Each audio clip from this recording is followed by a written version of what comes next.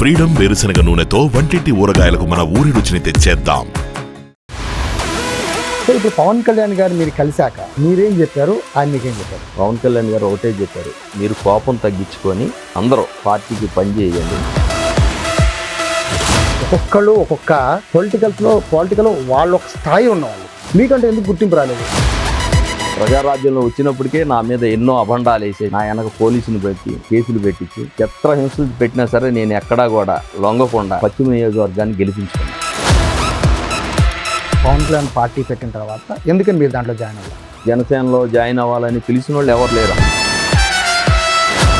ఏ రాజకీయ నాయకుడికి లేనన్ని కేసులు మీ మీద ఉన్నాయి. ఈ కులాల గొడవలో ప్రధానంగా నన్ను పెట్టేసేవాళ్ళు. ఎక్కడో పప్పుల చలపతిరావు అని అసెంబ్లీలో క్వార్టర్స్లో కొడితే నేను మొదలయ్యాను. ఎమ్మెల్యే స్థాయిలో ఉండాల్సిన మీరు అంటే ఎందుకని ఎదగలేకపోయారు? అంటే గాడ్ ఫాదర్ లేకపోవడం కూడా కారణమేనా? గాడ్ ఫాదర్ నమ్ముకొని వాళ్ళకి తిరుగుతూ వాళ్ళకి ఖర్చు పెడుతూ వాళ్ళ చెప్పింది చేస్తూ వెళ్తేనే మనల్ని నమ్ముతారు. అన్ని బిడా పోగొట్టున్నారు. మళ్ళీ అధ్యక్షుడు అవ్వాలంటే మళ్ళీ పార్టీని మళ్ళీ స్ట్రెంగ్తన్ చేసుకుంటూ మీరు సొంతగా మళ్ళీ పెట్టుకుంటూ గజవాళ్ళలో స్ట్రెంత్ ఉంది, నడిపించే నాయకుడు కావాలి. సుమన్ టీవీ ప్రేక్షకులకి నమస్కారం. విజయవాడలో చాలామంది నాయకులు వాళ్ళు నాయకులుగా కాదు మహానాయకులుగా ఎదిగారు. కొంతమంది నాయకులు అయితే నాయకులుగా ఎదిగి పూర్తిగా కాలగర్భంలో కలిసిపోయారు. కానీ కొంతమంది నాయకులు వాళ్ళకి కాలం కలిసి రాక అటు నాయకులుగా ఎదగలేక అలాగే కిందకి పడిపోలేక మధ్యలో అలా ఉండిపోయిన పరిస్థితి ఉంది. ఇలా విజయవాడలో చాలామంది ఉన్నారు. ఇటువంటి లిస్టులో మొట్టమొదటి పేరు చెప్పుకోవాలంటే బాడిత శంకర్. ఆయన 1982లో రాజకీయాల్లో ప్రవేశించి రంగా గారితో పాటు వంగవీటి మోహన్ రంగా గారితో పాటు జర్నీ చేసుకుంటూ స్టిల్ ఇప్పుడు జనసేన పార్టీలో కీలకమైన సభ్యుడిగా ఉన్నారు. బట్ ఇప్పటికీ కూడా ఆయన మహానాయకుడు కాలేక అలాగే కిందకి పడిపోలేక మధ్యలో నాయకుడు అనే పోస్ట్లో అలాగే ఉండిపోయారు. సో ఆ బాడిత శంకర్ గారు ప్రస్తుతం అంతా ఉన్నారు. సార్ నమస్తే. నమస్కారం అండి. ఇంట్రడక్షన్లో నేను చెప్పింది కరెక్టా కదా? కరెక్టే. ముందుగా సుమన్ టీవీ ప్రేక్షకులకు, సుమన్ టీవీ యాజమాన్యానికి నా నమస్కారం. ఎందుకని మీరు నాయకుడికి ఎందుకు ఉండిపోయారు? 83 మీ హిస్టరీ కూడా 30 years ఇండస్ట్రీ, దాదాపు 40 years ఇండస్ట్రీ. ఎందుకని ఇంకా మీరు నాయకుడిగా ఉండిపోయారు ఎందుకు? నసీబ్, దాన్ని ఎవరు ఏమి చేయలేం. మన పని మనం చేసుకుంటూ వెళ్తున్నాం. ఎవరికి భజన కొట్టాం, నాయకుడానికే ఉంటాం, నాయకుడిని నమ్ముతాం. నాయకుడు అనేవాళ్ళే న్యాయం చేయాలి ఎవరికైనా కానీ. అది ఆ నసీబు నాకు లేదని అనుకుంటాను నేను. అంటే మీరు పనిచేసిన వాళ్ళు, అంటే మీరు నమ్మిన నాయకులు ఎలాంటి వాళ్ళు అంటే వంగవీటి మోహన్ రంగ గారు, వైఎస్ రాజశేఖర రెడ్డి గారు, మెగాస్టార్ చిరంజీవి గారు, ఇప్పుడు పవన్ కళ్యాణ్ గారు. అవును. ఒక్కొక్కళ్ళు ఒక్కొక్క పొలిటికల్ వాళ్ళు ఒక స్థాయి ఉన్నవాళ్ళు. అలాంటి వాళ్ళ కింద మీరు వాళ్ళ అనుచరులుగా కానివ్వండి వాళ్ళ అండర్లో నాయకులుగా పనిచేసినప్పుడు మీకంటే ఎందుకు గుర్తింపు రాలేదు? వంగవీటి మోహన్ రంగారావు గారి వెనక తిరిగినప్పుడు ఆయన ఫాలోవర్, నేను అనుచరుని. ఆయన ఎప్పుడు ఉద్యమాలే. అధికారం ఎప్పుడు కూడా ఆయన వెంట నడవల. ఆయన అధికారం వెంట వెళ్ళలేదు. ఆ ప్రక్రియ మాకేం న్యాయం జరుగుతుంది, ఆయన వెనక తిరగడమే గొప్పగా భావించాం మేము. వంగవీటి మోహన్ రంగారావు వెనక తిరిగామని అంటే అదొక మాకు బ్రాండ్ ఈ మహానగరంలో. అక్కడ నాకు అలా న్యాయం జరిగింది. అదే న్యాయం రాజశేఖర రెడ్డి గారి దగ్గర. ఆయనతో పనిచేసాం. నేను నగర అధ్యక్షుడిని అయ్యాను విజయవాడకి. బ్రహ్మాండంగా ప్రతిపక్షంలో పనిచేసాం. అధికారం వచ్చేటప్పటికి ఆ ఫలం అందలే, మాకు బాధపడలా. అయినా మా పార్టీ చిరంజీవి గారు ప్రజారాజ్యం పెట్టేటప్పటికి నేను ప్రజారాజ్యంలోకి వచ్చేసాను. ప్రజారాజ్యంలో జాయిన్ అయిన తర్వాత ప్రజారాజ్యానికి కొద్దిగా మసకబూనిన తర్వాత ప్రజారాజ్యంలో వచ్చినప్పటికే నా మీద ఎన్నో అభండాలు వేసేసి నా వెనక పోలీసుని పంపి నా మీద కేసులు పెట్టించి నా కారు సీజులు చేసి పిఆర్పి ఎన్నికల్లో, ప్రజారాజ్యం ఎన్నికల్లో నన్ను చిత్రహింసలు పెట్టినా సరే నేను ఎక్కడా కూడా లొంగకుండా పశ్చిమ నియోజకవర్గాన్ని గెలిపించుకున్నా. ఇక్కడ విజయవాడ నగరంలో 3 గెలవాలనే ఒక ఉద్దేశంతో నేను ప్రజారాజ్యంలో పార్టీలో జాయిన్ అయ్యి మా కాన్స్టిట్యున్సీలో బ్రహ్మాండమైన మెజార్టీతో పిఆర్పిని గెలిపించుకున్నాం. అది కాంగ్రెస్లో కొన్ని కారణాల వల్ల కాంగ్రెస్లో విలీనం అయిపోయిన తర్వాత కాస్త మేము వెనకబడ్డాం. కాంగ్రెస్ విలీనం అయినా మెగాస్టార్ తమ్ముడు పవన్ కళ్యాణ్ పార్టీ పెట్టారు జనసేన. అవును. పెద్ద తేడా ఏం లేదండి, మాతో 2 ఏళ్ళు ఉంటాయేమో, 3 ఏళ్ళు ఉంటుంది మా.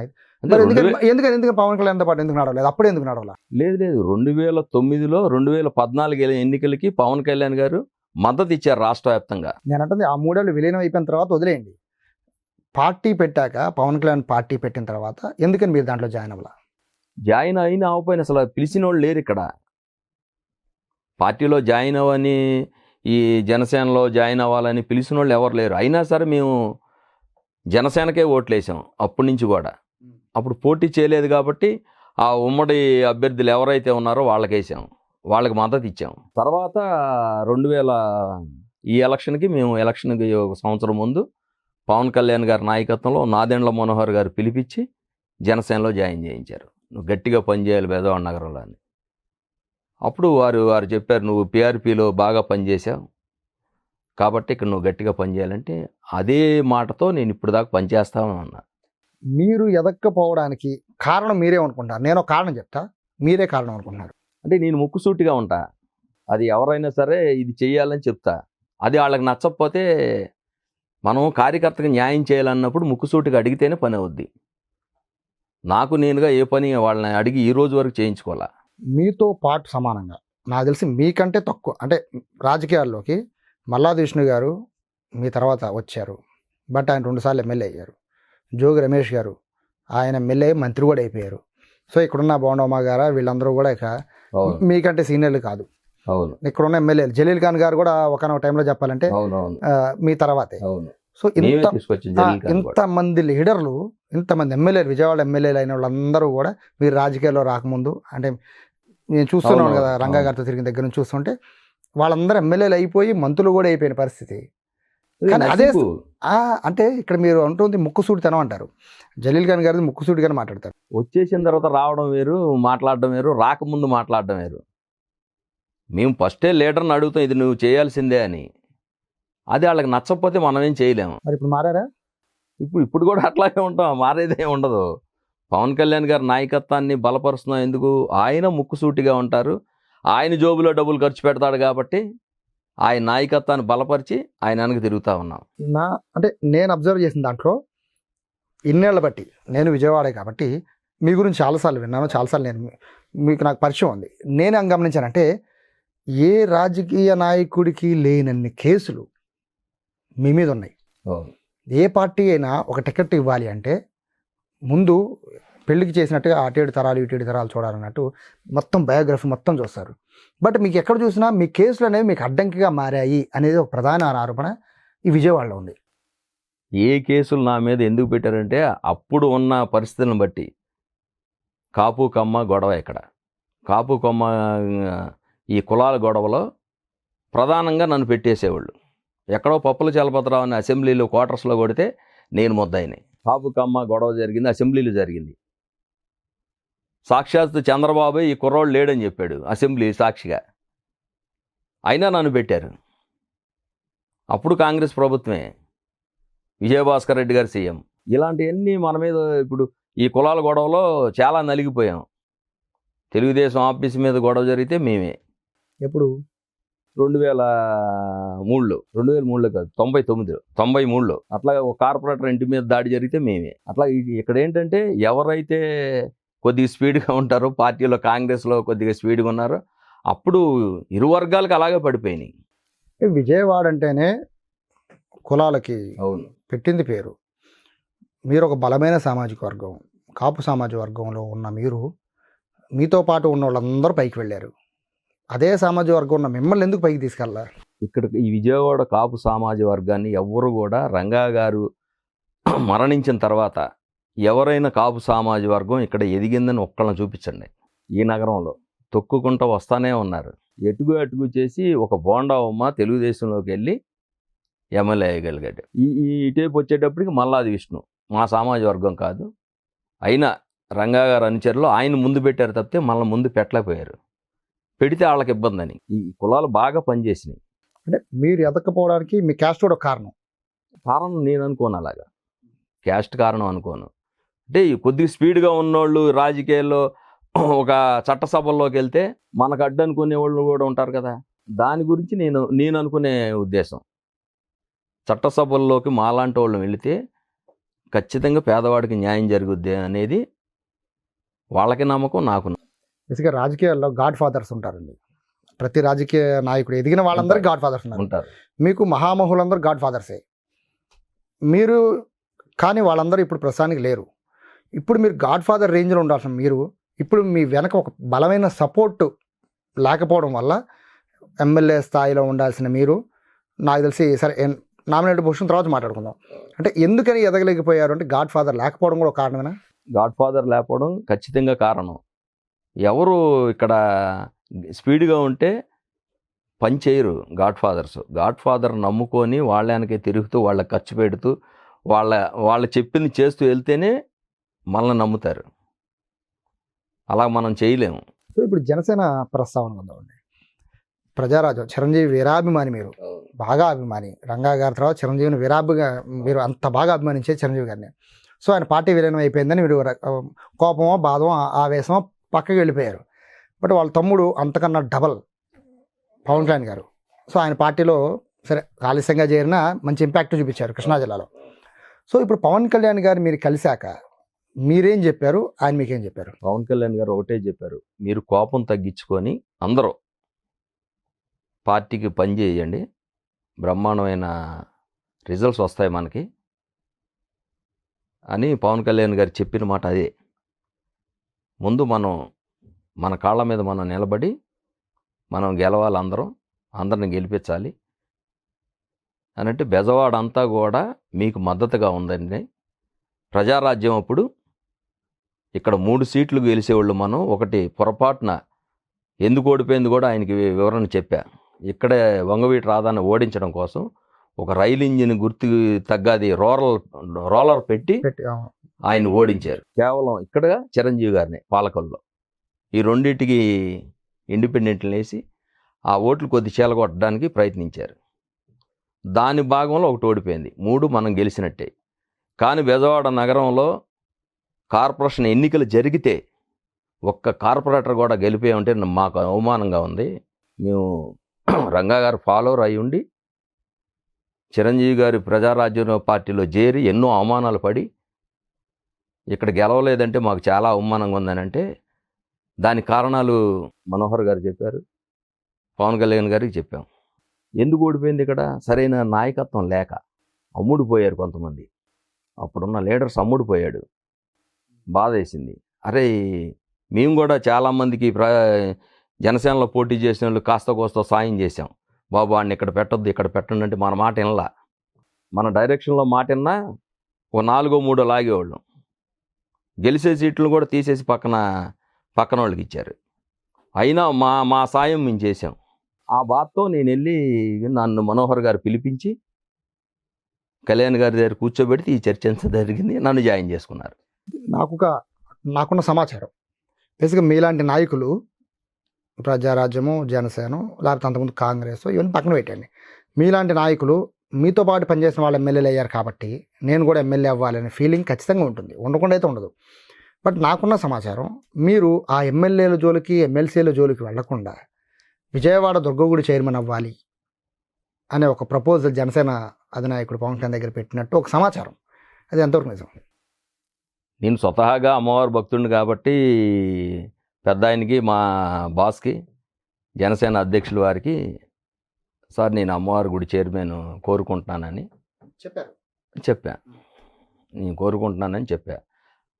అది ఈ 3 పార్టీల్లో జనసేనకు వస్తే మన పేరు ఇచ్చాం కానీ ప్రపోజల్ చేస్తారేమో, చేయకపోయినా మనకి ఇబ్బంది ఏం లేదు. అడగడం ముఖ్యం కదా. మనోహర్ గారికి చెప్పాను, కళ్యాణ్ గారికి చెప్పాను. అంటే ఇక్కడ దుర్గగుడి చైర్మన్ అవ్వాలనే కోరిక, ఆ కోరిక ఎందుకు వచ్చింది చెప్పండి. Next question. నేను దుర్గగా అమ్మవారి భక్తుడిని స్వతహాగా. ఈ నగరంలో ఒక 10 years అమ్మవారి సంబరాలు రంగరంగ వైభవంగా చేశాం. దానికి మంత్రులు, ఎమ్మెల్యేలు అందరూ నా అమ్మవారి దీనికి వచ్చి ఊరేగింపుకి వచ్చి 4-5 గంటలు ఉండి వెళ్ళేవాళ్ళు. స్వతహాగా నేను అమ్మవారి భక్తుడిని కాబట్టి, బెజవాడ వాసిని కాబట్టి ఆ కోరిక స్వతహాగా ఉంటుంది. రాజకీయాల్లో ఉన్నాం కాబట్టి అందరికి ఉండదు కదా. అమ్మవారి భక్తులు చాలామంది ఉంటారు. రాజకీయాల్లో ఉన్నాం కాబట్టి ఇప్పుడు అవకాశం వచ్చింది కాబట్టి అడుగుతున్నాను తప్పితే ఇది నాకు కావాలి డిమాండ్ అనేది ఏమి ఉండదు.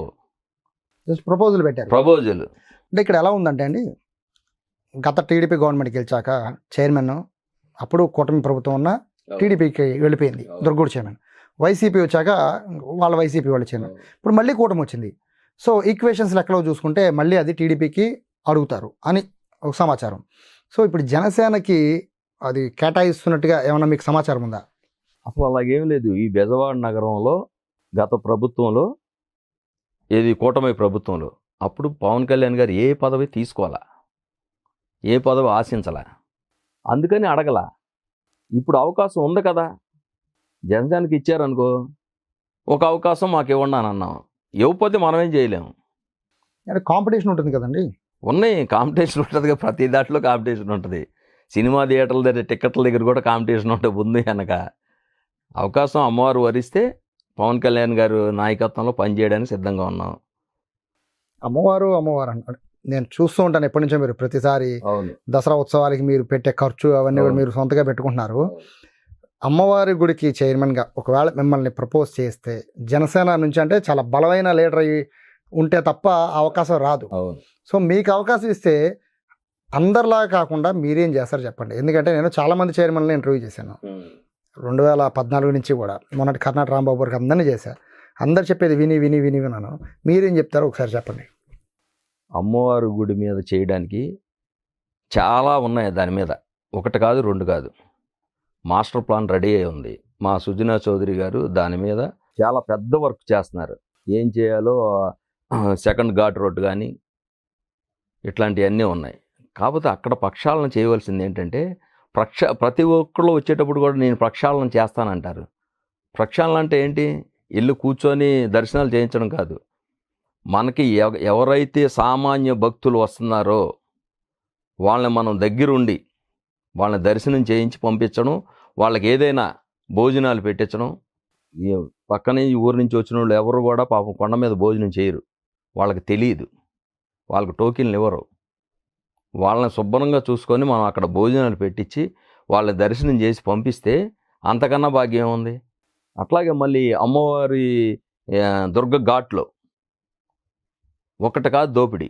వాళ్ళు భక్తులు వచ్చి స్నానం చేస్తే స్నానానికి ఆ రేవులో స్నానం చేయడానికి డబ్బులు తీసుకుంటారు, వాళ్ళ వాష్రూమ్లకి డబ్బులు తీసుకుంటారు.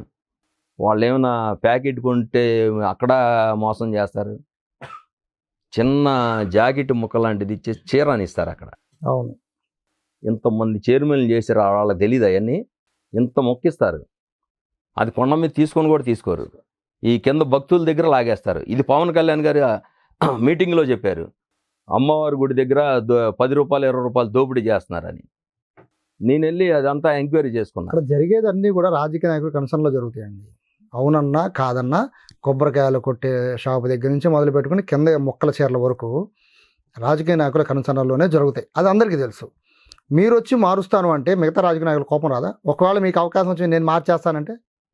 నేను రాజకీయ నాయకుడిగా అవకాశం వస్తే రాజకీయ నాయకుడిగా మాట్లాడిన పైన కేవలం సామాన్య భక్తులకి ఏం చేయాలి, సామాన్య భక్తుల్ని ఎలా దర్శనం చేయించాలి, ముందుగా లైన్లో ఎక్కడా బ్రేక్ పడకుండా, ఎక్కడైనా బ్రేక్ పడితే గంట అరగంట ఆగిపోద్ది. ఆ బ్రేక్ పడకుండా భక్తులు ఎలా రావాలో వాళ్ళ సులభమైన మార్గాలు చాలా ఉన్నాయి కొండ మీద మాస్టర్ ప్లాన్లో. మనకు అవకాశం వస్తే చేసి చూపిస్తాం. ఇట్లాంటివన్నీ ఒకటి కాదు 100 ఉన్నాయి కొండ మీద. అవకాశం వస్తే చూపిస్తాం. ఒక కాటేజీ లేదండి. ఎవరైనా అమ్మవారు గుడికొచ్చి పడుకొని పొద్దున్న దర్శనం చేసుకుందామంటే ఒక కాటేజీ లేదు. కట్టడానికి ఈ రోజు కూడా ఆలోచన రాలే ఎవరికి. ఎంతో స్థలం ఉంది అక్కడ, లేదని అంటారు. అంటే ఎకరాల స్థలం ఉన్నాయి. ఎలా ఉందంటే దుర్గ గుడి డెవలప్మెంట్ అంటే ఏంటంటే కట్టడం కూల్చడం ఇదే. పర్మనెంట్ స్ట్రక్చర్ అనేదే లేదు. ఎవరు వస్తే వాళ్ళు రావడం, పాత కొట్టేయడం, మళ్ళీ కొత్తది లేపడం, లేకపోతే సగం పనిలో క్లోజ్ చేసేసాడు, ఇదే జరుగుతుంది. సో మీరేమైనా ప్రపోజల్ పెట్టారా పవన్ కళ్యాణ్ గారికి? సార్ నాకు అవకాశం ఇస్తే నేను ఇవన్నీ చేసి చూపిస్తానని. అసలు మనకు అవకాశం వచ్చిన తర్వాతే పెట్టాలి, కానీ అవకాశం రాకముందు ఇవన్నీ పెట్టకూడదు. అంటే మీ ఏం చేయగలరో కూడా పవన్ కళ్యాణ్ గారు నమ్మాలి కదా, మీరేంటి అనేది. వారు అంటే ముందుగా మనం ఇది చేస్తాం అని ఎప్పుడు కూడా ఏ నాయకులకు కూడా చెప్పకూడదు కూడా. మనకు అవకాశం వస్తే కళ్యాణ్ గారు అమ్మవారు అవకాశం ఇస్తే ఏం చేస్తాం, ఇది చేయాలండి మాకని చెప్తాం. ముఖ్యమంత్రి గారి దృష్టికి కూడా తీసుకెళ్తాం, ఇది చేయాలని. మా లీడరు పవన్ కళ్యాణ్ గారికి కూడా దృష్టి తీసుకెళ్తాం. రేపు బహుశా అది బీజేపీకో టీడీపీకో వెళ్తే మనం ఏం చేయగలం చెప్పండి. ఒక సామాన్య భక్తులాగే మళ్ళీ దండం పెట్టుకోను అమ్మవారికి దసరాలో. నెక్స్ట్ టార్గెట్ ఉంటుంది కదా, నెక్స్ట్ ఏంటి అనేది. ఒకటి పోయింది అనుకుందాం, అసలు మోస్ట్లీ రావాలని కోరుకుందాం. చేసుకొని వెళ్తే మీలాంటి దుర్గగుడి భక్తుడికి, అంటే అమ్మవారి భక్తుడికి, దుర్గగుడికి రెగ్యులర్గా వెళ్ళే మీలాంటి వాళ్ళకి రావాలని కోరుకుందాం. ఒకవేళ రాజకీయ ఈక్వేషన్స్ చాలా జరుగుతాయి, మీకు తెలియదు కాదు. విజయవాడ ఇవాళ చెప్పారంటే రేపు పొద్దున కూడా మారిపోవచ్చు, అట్లా ఉంటుంది. సార్ మీకు వస్తే హ్యాపీ, రాకపోతే నెక్స్ట్ ఏంటి? ఏం లేదు, పార్టీని కళ్యాణ్ గారు నమ్ముకొని వెళ్ళడమే. ఏదోటి ఆయన ఖచ్చితంగా చేస్తాడు. వారు చేయడానికి ఖచ్చితంగా ఉన్నారు ఇక్కడ. అసలు నాకు అందులో డోకా లేదు, వారు చెయ్యరు అనే మాట లేదు నాకు. చైర్మన్ కాకుండా ఏదైనా చైర్మన్ అనే కాదు, ఏదైనా కార్యకర్తగా అండగా ఉండాలి కదా సార్, కార్యకర్త నిలబడాలి కదా. మరొక వినబడింది అంతే, నాకు సమాచారం మాత్రమే. చెప్పండి. ఒకవేళ కనుక ఈ దుర్గగుడి చైర్మన్ రాకపోయినా జనసేన పార్టీకి మీరు ఈ జిల్లా అధ్యక్షుడు, ఎన్టీఆర్ అధ్యక్షుడు, సిటీ అధ్యక్షుడు అడిగారు అని కూడా ఈ మనోహర్ గారికి ఎప్పుడో చెప్పాను నేను, మీరు ఏదోటి ఇవ్వండి సార్, నగర అధ్యక్షుడు ఇచ్చినా చేస్తానని. వాళ్ళు ఏది ఇచ్చినా చేయడానికి సిద్ధంగా ఉన్నా నేను. మరి ఇన్నాళ్ళ బట్టి పోగొట్టుకున్నది ఏముండదు, పోగొట్టుకునేది ఏం రాదు. Time sir, time. ఇలా పోగొట్టుకున్నారు. మళ్ళీ అధ్యక్షుడు అవ్వాలంటే మళ్ళీ పార్టీని మళ్ళీ స్ట్రెంగ్తన్ చేసుకుంటూ మీరు సొంతగా మళ్ళీ పెట్టుకుంటూ. బెజవాడలో స్ట్రెంగ్త్ ఉంది, నడిపించే నాయకుడు కావాలి మాకు. సామినేని ఉదయభాను గారు జిల్లా అధ్యక్షులు అయ్యారు, బ్రహ్మాండంగా నడిపిస్తున్నారు. ఈ జిల్లాలో పొద్దున్న తిరుగుతూ ఉంటారు, ఆయన వస్తూ ఉంటారు, వెళ్తూ ఉంటారు. ఆ నియోజకవర్గం ఈ నియోజకవర్గం వాళ్ళకి చేయాలి, వీళ్ళు చేయాలని చేస్తూనే ఉంటారు. మాకు నాయకత్వం కొద్దిగా లోపం ఉంది, కానీ జిల్లాలో అయితే మట్టుకి భానుగారు బ్రహ్మాండంగా పనిచేస్తున్నారు. ఏమి ఇప్పుడు దాకా అయితే ఇబ్బంది లేదు. ఇదే కొత్త కమిటీలు పడినప్పుడు అవకాశం ఇస్తారు ఎవరైతే. సో పవన్ కళ్యాణ్ గారికి ఏం చెప్తారు, అలాగే మిమ్మల్ని అభిమానించే వాళ్ళకి ఏం చెప్తారు? ఈ విజయవాడ నగరంలో జనసేన పార్టీ తరఫున మేమందరం కూడా కళ్యాణ్ గారి వెనక, మాకు ఏ పదవులు వచ్చినా రాపోయినా వారి వెనక నిలబడడానికి మేమందరం కూడా సాయి శక్తిలా కృషి చేసి ఈ బెజవాడ నగరంలో వచ్చే కార్పొరేషన్ ఎన్నికల్లో మా బ్రాండ్ ఏంటో నిరూపిస్తాం. ఈరోజే స్థానిక సంస్థలకు రెడీగా ఉండండి అని చెప్పారు. కాబట్టి నేను ఆ రోజైతే బెజవాడ నగరంలో ఒక్క కార్పొరేటర్ కూడా బెజవాడలో గెలవలేదని ఎంత బాధపడ్డానో, దానికి రెట్టింత ఎన్ని సీట్లు ఇస్తే అన్ని సీట్లు గెలిపిస్తాం. ఇక్కడ కూటమిలో ఎన్ని కార్పొరేషన్ సీట్లు వస్తే అన్నీ గెలిపిస్తాం, ఒక్కట కూడా ఓడిపోదు. పవన్ కళ్యాణ్ గారికి ఏం చెప్తారు?